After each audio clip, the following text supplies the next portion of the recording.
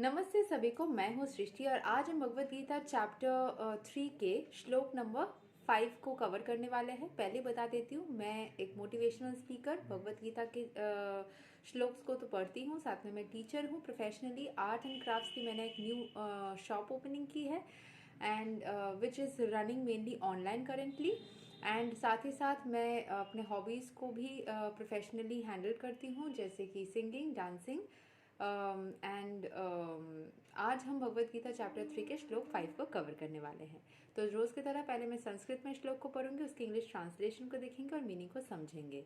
अगर किसी भी कारण आप में से किसी को भी मुझसे कांटेक्ट करनी हो तो मैं डिस्क्रिप्शन बॉक्स में अपने नंबर को ऐड कर दूंगी, आप वहां से मुझे कांटेक्ट कर सकते हैं। नहीं कसित स्खनम आपि जातु तिष्ठति अकर्माकृत कर्यते हई अवसः कर्मा सर्वः प्राकृति जैर्गुणैः। Everyone is forced to act helplessly according to the qualities he has acquired from the modes of material nature. Therefore, no one can refrain from doing something, not even for a moment. तो सभी इंसान को, everybody is forced to act helplessly, मतलब आप खुद को कुछ ना कुछ करने से रोक ही नहीं सकते, ऐसे ही आपको डिजाइन किया गया है इंसान को। या तो आप बैठे हो, बैठना भी एक, you are sitting, so sitting is an activity, is an action, it's a verb, है ना, इंग्लिश में बोलते हैं ना, any kind of action is a verb. तो आप बैठे हो, आप आंखों को ब्लिंक कर रहे हो, आप चल रहे हो, सोए हुए हो, पढ़ रहे हो, बात कर रहे हो, anything you are doing, you are helplessly bound to do something और द अदर। एक्शन से आप भाग ही नहीं सकते। ऐसे ही इंसान के बॉडी को, इंसान को डिजाइन किया गया है। According to the qualities he acquired from the modes of material nature, therefore no one can refrain from doing something, not even for a moment. एक सेकंड के लिए भी इंसान कोई ना कोई कुछ ना कुछ करने से खुद को रोक ही नहीं सकता।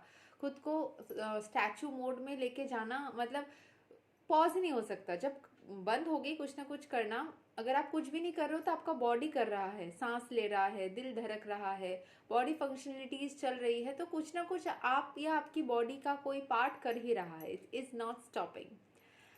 इसका यहाँ से मीनिंग समझ लेते हैं। It is not a question of embodied life, but it is the nature of the soul to be always active.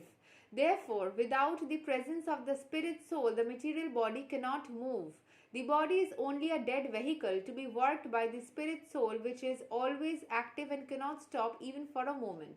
तो हमारा जो बॉडी है ना, उसमें अगर सोल या आत्मा या फिर जान नहीं रहेगी तो हमारी बॉडी एक लाश है, एक बस एक नॉन लिविंग थिंग बन जाएगी जो कि कुछ भी नहीं कर सकता। तो हमारे बॉडी के हर एक पार्ट को कुछ करवाने के लिए उसमें जिंदा रहना, लाइफ रहना जरूरी है। लाइफ कैसे रहेगी? सोल की प्रेजेंस से, स्पिरिट सोल की प्रेजेंस से ही रहेगी। As such, the spirit soul has to be engaged in the good work of Krishna consciousness, otherwise it will be engaged in occupations dictated by the illusionary energy. In contact with material energy, the spirit soul acquires material modes, and to purify the soul from such affinities, it is necessary to engage in the prescribed duties enjoined in the Shastras. तो इस soul को अच्छी कर्म कर, क्योंकि आप कुछ ना कुछ कर्म करते ही रहोगे, ताकि आप हमेशा ही अच्छे कर्मा करो और अच्छे मोड पे चलो। इसीलिए आपको हमेशा कृष्णा कॉन्शियसनेस पे या फिर स्पिरिचुअल जर्नी पे खुद को रखना चाहिए। आप जितना ज़्यादा खुद को स्पिरिचुअलिटी के अंदर घुल मिल के रखोगे, उतना ज़्यादा ही आपके एक्शन सही बनते चले जाएंगे। जितने एक्शन सही बनेंगे उसके फल भी सही मिलते चले जाएंगे। जैसा कर्मा वैसा फल, तो आप एक्शन से सही लोगे तो आपका फल भी अच्छा रहेगा। In contact with the material energy, the spirit soul acquires material modes, and to purify the soul from such affinities, it is necessary to engage in the prescribed duties enjoined in the Shastras. Shastras में जो mentioned है, उस तरीके के activities को हमें करना चाहिए। शास्त्रास में क्या लिखा है उसको जानने के लिए, क्योंकि सारे लोग सही इन्फॉर्मेशन नहीं देते, आपको अगर पता नहीं है तो आप ईश्वर भक्ति को अपने हृदय से भी उनसे कनेक्ट करके कर सकते हैं। आप उस ईश्वर को बस शरण करके उनके बारे में सोच के सही और गलत का फर्क धीरे धीरे समझ सकते हैं। But if the soul is engaged in natural function of Krishna consciousness, whatever he is able to do is good for him. The Srimad Bhagavatam affirms. देखिए यहाँ पे बोला गया है ना कि शास्त्रार्थ में जो लिखा है वो प्यूरिफिकेशन ऑफ सोल के लिए अच्छा है, लेकिन आपको मटेरियल एनर्जी में रहते हुए शास्त्रार्थ में क्या लिखा है वो पता थोड़ी ना सबको चलेगा। आपको इन्फॉर्मेशन रहना चाहिए। इसलिए आप ईश्वर को कृष्ण भगवान बोलिए या ईश्वर के भावना में रह के खुद को अगर कोई भी कर्मा करते हो वो आप सही ही करोगे। वो विथ प्रैक्टिस होगा। शायद एक बार में आपको लगे कि अगर आप स्पिरिचुअल नहीं रहे हो बचपन से, आपको नया नया स्पिरिचुअलिटी या फिर इन सब चीज़ें को अट्रैक्ट कर रहा है, आपको ज़बरदस्ती कुछ भी नहीं होता, अगर आपको अट्रैक्ट कर रहा है ये सारी चीज़, आपको करने का मन कर रहा है, तो आप देख सकते हो कि थोड़ा थोड़ा करके आप इन चीज़ों को और भी अच्छे तरीके से समझ पाओगे। क्योंकि मैं बचपन से ही स्पिरिचुअलिटी में रही हूँ, तो मैं नए नए स्पिरिचुअल होने से क्या डिफरेंस होता है उतने अच्छे से शायद नहीं बता पाऊंगी। बट आप अगर स्पिरिचुअलिटी के रास्ते नहीं चले हो, then you will be the best person to जज योर सेल्फ और to understand your transformation journey. यहाँ पे कंटिन्यू करते हैं। So the Shrimad Bhagavatam affirms this, त्वा स्वा धर्मं चरणं भुजं हरेर भजनन् अपक्वोत्था पठेत तातो यदि यात्रा क्वा भवद्रम् अभुद अमुस्या किं को वर्था आप्तो भजतं स्वधर्मता। If someone takes to Krishna consciousness, even though he may not follow the prescribed duties in the Shastras or execute the devotional service properly, and even though he may fall down from the standard, there is no loss or evil for him. But if he carries out all the injunctions of purification in the Shastras, what does it avail him if he is not Krishna conscious? So, the purificatory process is necessary for reaching this point of Krishna consciousness. Therefore, sannyasa or any purificatory process is to help reach the ultimate goal of becoming Krishna conscious, without which everything is considered a failure. अगर किसी को if someone takes to Krishna consciousness, अगर कोई Krishna consciousness को करना चाहता है, even though he में not follow the prescribe duties, जैसा जैसा बोला गया है वैसा वैसा शायद वो नहीं करे जो शास्त्रार्थ में बोला गया है, डिवोशनल सर्विस को नहीं करे, and even though he may fall out from the standard, उस स्टैंडर्ड को मेंटेन करने में अगर वो फॉल आउट भी करता है, there is no loss or evil for him. But if he carries out all the injunctions for purification in the shastras, what does it avail him if he is not Krishna conscious? अगर वो जैसा जैसा शास्त्र में बोला गया है वैसे वैसे रिचुअल्स को करता जाए, लेकिन हृदय से वो कृष्ण से या हृदय से वो ईश्वर से कनेक्टेड नहीं है, उनको अंदर से फील नहीं करता, तब क्या पर्पस होगी उन रिचुअल्स को करने का?